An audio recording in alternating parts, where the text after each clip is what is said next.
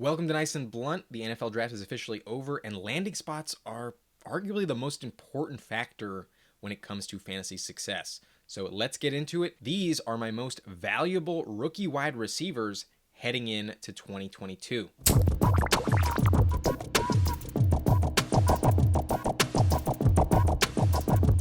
There were 28 wide receivers taken in this year's draft, and 6 of them went in the first round. So let's go round by round, pick by pick, and break down each of these players. So the number one rookie wide receiver drafted is Drake London. He's 6'4", 219, and he is going to the Atlanta Falcons at pick 8. And I had him at number 3 in my pre-draft rankings. I could have had him at number 1. I'm just a little bit worried about his long-term injury risk. He came off a pretty gruesome ankle injury around Halloween last year, and I am worried about all of the hits he's taken by landing on his back, but this couldn't be a better landing spot for him. The Falcons are desperate for receivers at the moment, and he's going to get a big workload immediately, which is what he saw last year. He saw 15.5 targets per game at USC. That was the biggest workload of any wide receiver, and he's going to be ready to compete day one in the NFL. So expect 1,000 yards plus from him this year, and his presence on the field is really going to open up the door for Kyle Pitts, I think, because he needed somebody else to draw attention away from him in the end zone, and Drake London is a nightmare to guard, especially in the end zone. So Kyle Pitts will score more than one touchdown this year. This definitely boosts his fantasy value as well. I love Drake London in Atlanta. He is going to be an immediate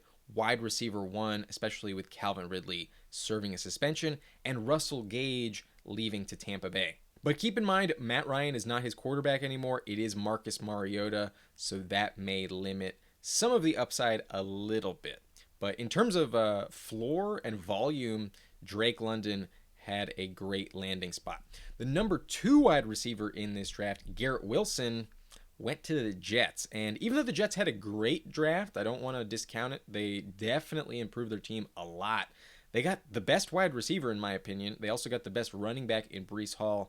And they also got the best corner in Sauce Gardner at number 4. So they dominated this draft. The only question is, can Zach Wilson pull it together? And that's why I'm worried about Garrett Wilson, because Zach Wilson makes a lot of mistakes. He gets sacked at a very high rate, a lot of interceptions. But given how many other wide receivers are already on this team, I'm just a little worried that Garrett Wilson doesn't get enough volume to really turn it into something, because the Jets are still going to struggle to score touchdowns. I think he's their wide receiver 1. Drafting him this high is a huge endorsement, and he's ready to produce right away. He's a great route runner, and he's one of the most polished players coming into the league at the wide receiver position. I like him a lot, but he definitely took some damage by going to the Jets. Right behind him, though, was his teammate Chris Olave, who had himself a great landing spot going to New Orleans.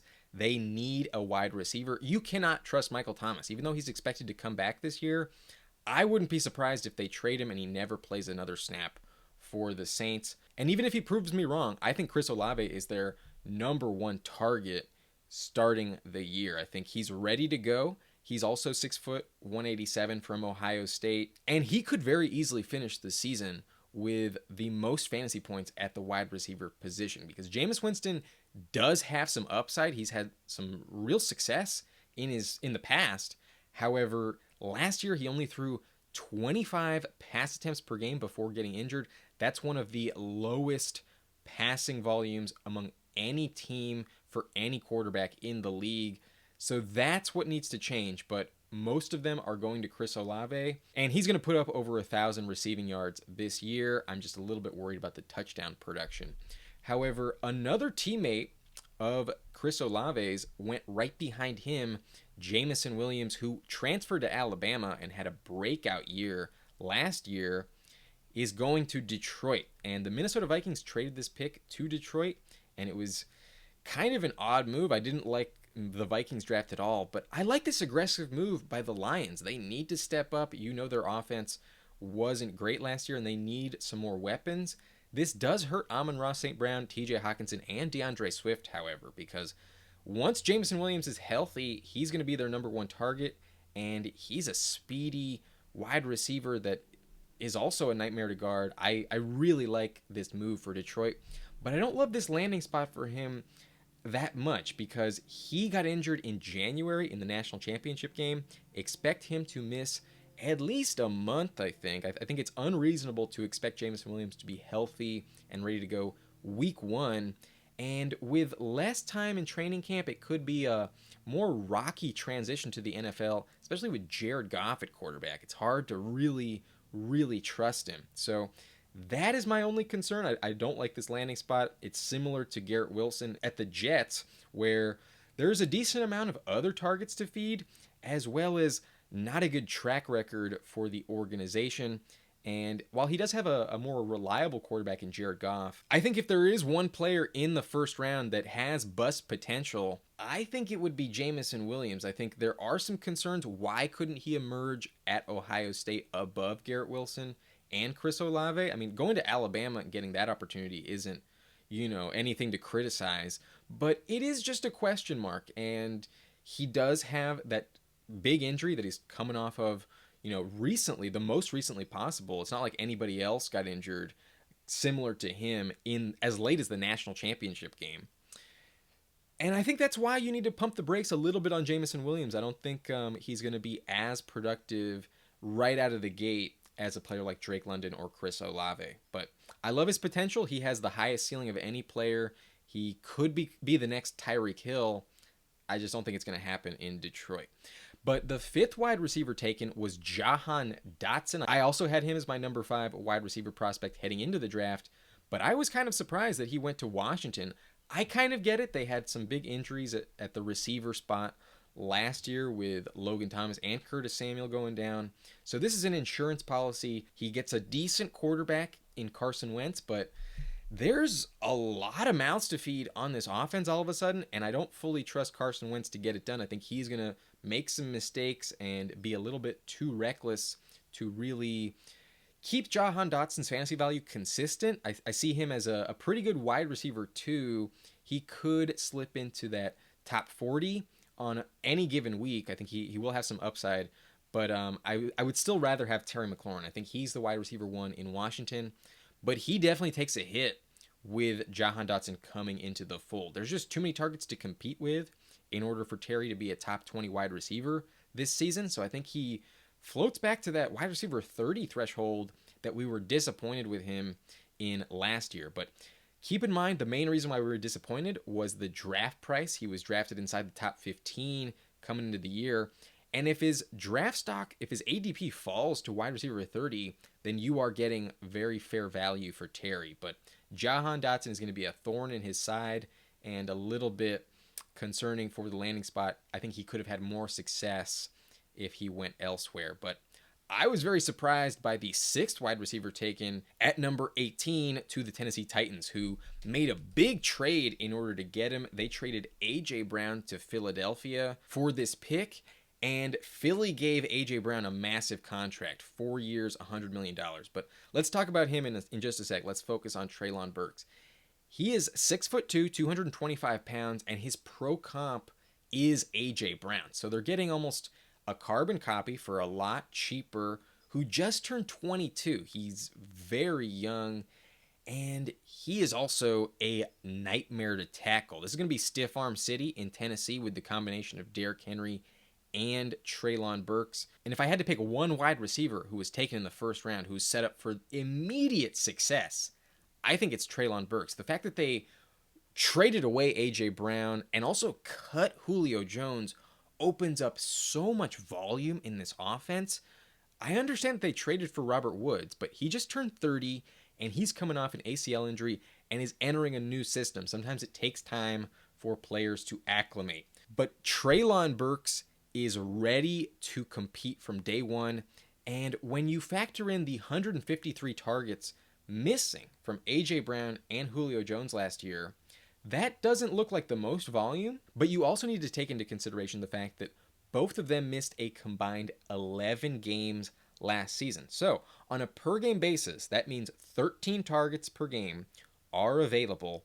And in 17 games, that's a total of 226 unaccounted for targets from last season. Given the touch split that I expect from Treylon Burks and Robert Woods. I think 125 targets is the floor for Treylon Burks this year. He's also going to get some work in the run game, some jet sweeps. He's going to get a lot of touches behind the line of scrimmage, and they're just going to block it for him, and he could take it to the house. He's going to be really efficient, and he's going to be an immediate wide receiver 1 in fantasy. I think he's the most valuable rookie wide receiver entering 2022. But pivoting back to A.J. Brown, I think he takes a serious dip in value going to the Eagles. Jalen Hurts is not the most reliable quarterback, and when they get in close, he tends to run it in himself a lot. He scored 10 rushing touchdowns last season in 15 games, but he only threw 16 passing touchdowns. So that is my concern with A.J. Brown. I don't think he's a top 10 wide receiver guaranteed anymore. Even though he's getting paid $25 million a year, they're going to use him and make him the focal point.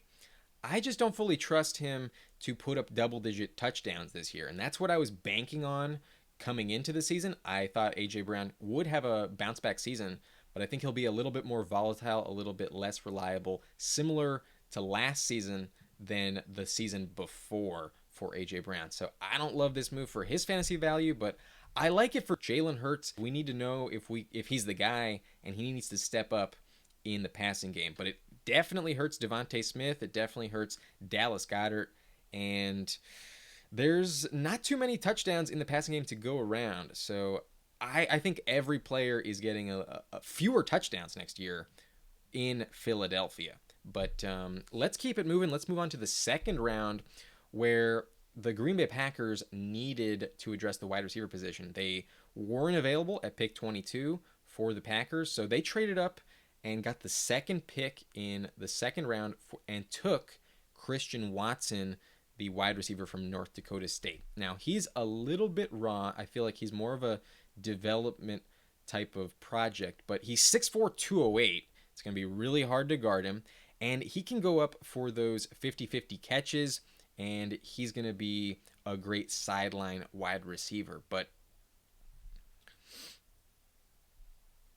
the Packers never have success immediately with their rookie wide receivers, especially with Aaron Rodgers at the helm. I mean, Devontae Adams took 3 years to get it going, but keep in mind there was Jordy Nelson and Randall Cobb above him. So that's not the case with Christian Watson. They need him to produce early, and he's going to be a pretty quick focal point in their offense. I think he could get a lot of touches behind the line of scrimmage as well, similar to Treylon Burks, and he's going to be a nightmare to guard. He's super, super quick, and my only hesitation with him is how long is it going to take for him to get his feet under him? But I trust his talent. I think he will have a great career, and long term, I think in Dynasty, you can argue like picking him in the top 3, but this year could be a little dicey in the month of September with Aaron Rodgers, because he throws to the players he's comfortable with, and in the past that hasn't really been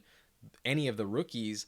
And I'm not convinced that he, spends a ton of time in training camp getting really good chemistry with Christian Watson. I mean, last season he took his sweet time, and even though he's getting paid $50 million now, that relationship is not okay. So that is my only concern. We'll see what happens this summer, but I did have him as the number 7 wide receiver prospect in this year's class, and that's where he was taken, at number 7. So I do feel a little bit happy about that. I like to be right. But the next wide receiver taken was Wan'Dale Robinson. I had him at number 11, so 8th overall is that same territory.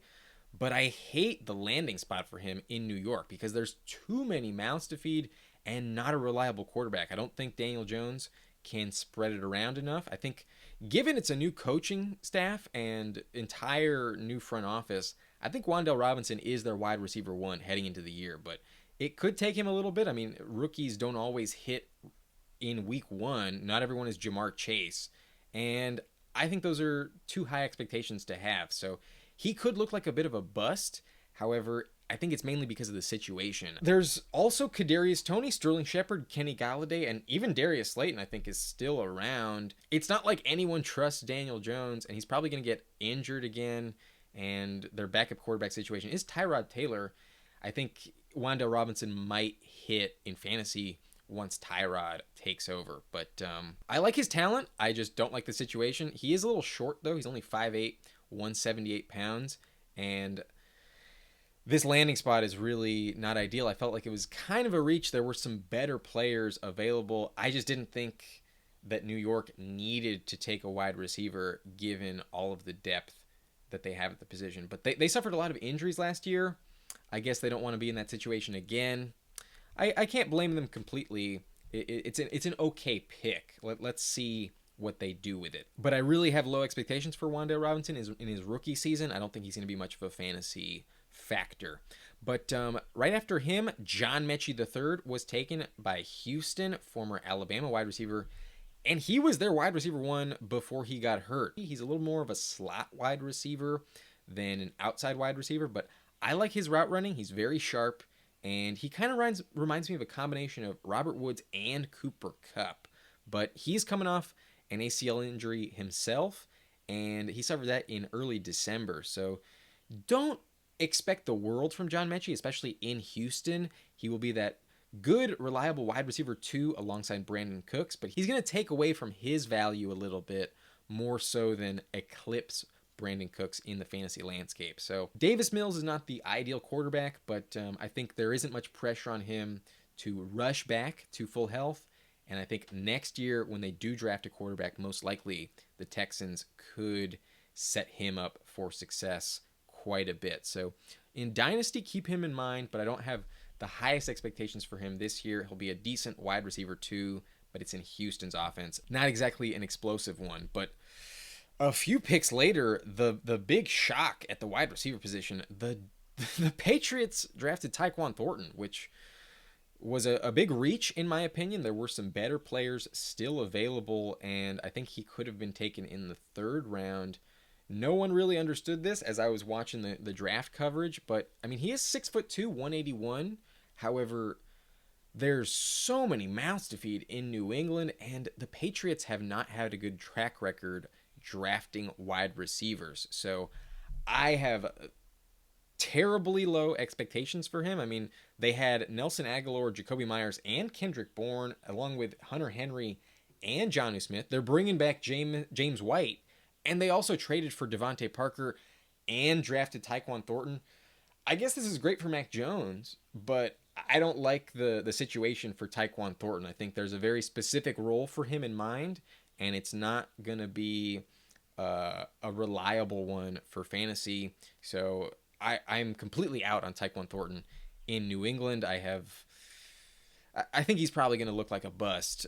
Give it a couple of years. After him were some really, really good wide receivers, and I was completely, I'll say, kind of oblivious to George Pickens in my pre-draft rankings. I definitely overlooked him a bit, and I feel like he went at an appropriate value. However, the fact that he went to the Pittsburgh Steelers means that other teams fucked up. The Pittsburgh Steelers have the best wide receiver scouting of any team. They always hit, they always develop them really well, and any hesitations I kind of had about George Pickens are starting to quickly fade, knowing that he's going to play for Mike Tomlin. So this is a pretty big investment for him. I think he's going to be their wide receiver 3 this season. And I'm not fully sold on Chase Claypool, who announced the pick. I think there's a chance that George Pickens eclipses him in fantasy value, but I don't think that he will eclipse Deontay Johnson. I think Deontay is still the number 1. But those targets that volume will come down, and that is the main saving grace for Deontay Johnson. But there's a lot of mouths to feed in Pittsburgh, and I have some hesitations with George Pickens, but nowhere near as many as I did before. I was worried about the injuries that he sustained, all of the time in college that he's missed. But in reality, I was definitely too low on George Pickens this offseason. But he's 6'3", 195. And he could be their number 2 wide receiver by the end of the year. Right after him, though, Alec Pierce was taken by Indianapolis. The Colts have a hell of an athlete on their hands. He's also 6'3", 211, and he had one of the best workouts at the Combine. He's very fast, very athletic, and he gets Matt Ryan as a quarterback, who has sustained multiple elite wide receivers in the past in Julio Jones and Calvin Ridley at the same time. I think that's a little bit too high of an expectation to have for this season, but I think he definitely opens the door for Matt Ryan to eclipse 30 touchdowns this year, and he also really helps Michael Pittman on the field because he won't be double teamed as much. They lost Zach Pascal, and Alec Pierce could develop into a very reliable wide receiver for the Colts. So I like this pick a lot. However, the shock in my eyes, the story at the wide receiver position is how far Skyy Moore fell. And the fact that he fell all the way to the Chiefs really pisses me off as a Chargers fan. I want to call conspiracy. This is bullshit in my opinion. I had Skyy Moore as the number 6 wide receiver in this year's draft class.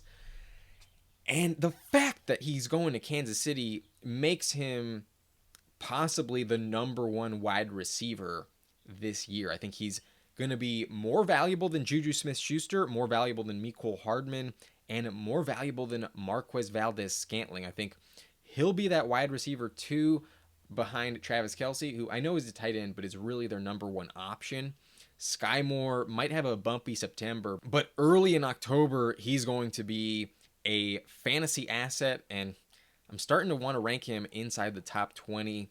I like him the most of any of the second-round wide receivers, even over Christian Watson. I think they have the highest upside of all, but he's in that same class. I think he could be just as valuable as players like Chris Olave, Drake London, and even Treylon Burks possibly, but that might be a little bit high of an expectation. I really hate that he went to the Chiefs, but for his fantasy success, it's amazing. He's going to be one of the best rookie wide receivers this year.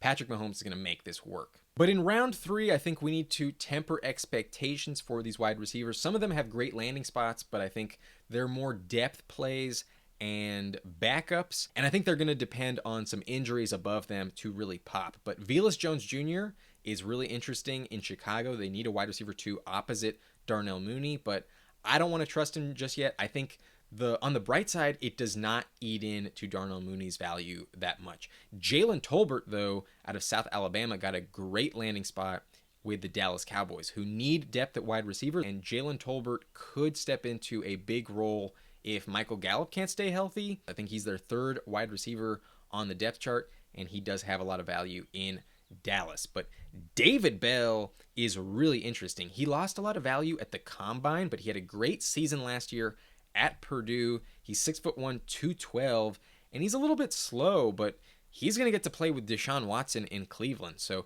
he has a ton of upside. We've seen Deshaun Watson support multiple top 20 fantasy wide receivers in the past with Hopkins and Fuller. And Amari Cooper is getting up there in age. There's a chance that he gets injured at any point, and David Bell could be their go-to guy. So keep an eye on him. I think he has a lot of sleeper potential. But another wide receiver who could be a big sleeper is Romeo Doubs, selected in the 4th round to Green Bay. And he may take quite a bit of time to develop. Green Bay prefers to develop their wide receivers. It's rare that they hit right away. But long-term, especially in Dynasty, he could be a great asset for them and develop into a very good fantasy wide receiver, because Green Bay has supported multiple wide receivers in the past. But this season, I think temper your expectations quite a bit. I did skip over Danny Gray, who also went in the 3rd round to San Francisco, and with some question marks with Deebo Samuel, there's a chance that he steps up. But Brandon Ayuk is the name to keep an eye on. However, in the 4th round, the Dolphins got Eric Ezukama out of Texas Tech. The Steelers got Calvin Austin the 3rd, though, out of Memphis, and that was a big surprise in my opinion. I thought he would definitely get drafted in the 3rd round. He fell, and similar to George Pickens, I think everyone missed out on some good talent. He's very fast, but he is short. He's probably going to be more of a punt returner this season, and I think you should temper expectations, but they could develop him into a great deep threat very quickly. So he has some potential, but the only other player outside the top 4 rounds that I'm really interested in is Khalil Shakir, drafted at the top of the 5th round by the Buffalo Bills. And he's going to be tied to Josh Allen. We've seen a lot of potential in that offense, and he's 6 foot tall, 196. He could score a lot of touchdowns in this offense, but that's probably not going to happen his rookie year. He'll probably take a year or 2 to develop into his own, but I was high on him. I had him at number 14 in my pre-draft rankings. After that, Montrell Washington went to the Broncos. Kyle Phillips went to Tennessee. Jalen Naylor in the 6th round went to the Vikings. Michael Woods, the 2nd, went to Cleveland. And in the 7th round, the Seahawks took Bo Melton and Dereke Young. And Green Bay took Samori Toure. So I don't have too many expectations for the wide receivers taken in the 4th round and later. And there's a lot of names to sort through here. So let me break down my top 15 rankings, and I'll put them into tiers. At the top, in tier 1, I've got my immediate wide receiver ones. Treylon Burks is my number 1. Chris Olave would be my number 2. And Drake London is number 3. But in tier 2, the mid-season wide receiver ones for their respective teams, it may take a little bit of time to get going, but they have a ton of upside and could have the most league-winning value by the end of the year, is Skyy Moore, Garrett Wilson, Christian Watson, and Jameson Williams in Detroit. And in tier 3, they're kind of capped as wide receiver 2s this season, barring injury above them. But Jahan Dotson, Alec Pierce, and John Metchie III round out my top 10. Outside the top 10, there's some sleepers I want to mention. George Pickens, Jalen Tolbert, Wan'Dale Robinson, David Bell is really interesting, and Velus Jones Jr. out of Chicago. So those are my top 15 rookie wide receiver rankings, and the most valuable one, I think, is Treylon Burks. He's the most guaranteed to succeed in year 1. But that's it for this video. I'll hit running backs tomorrow and get you a mock draft very soon. I'm also going to get into rankings now that the draft is over. So hit that subscribe button, make sure you don't miss out, and hit this like button if you enjoyed this video. But my name is Adam Riancho. I hope you have a great day. Thank you for watching. Nice and blunt.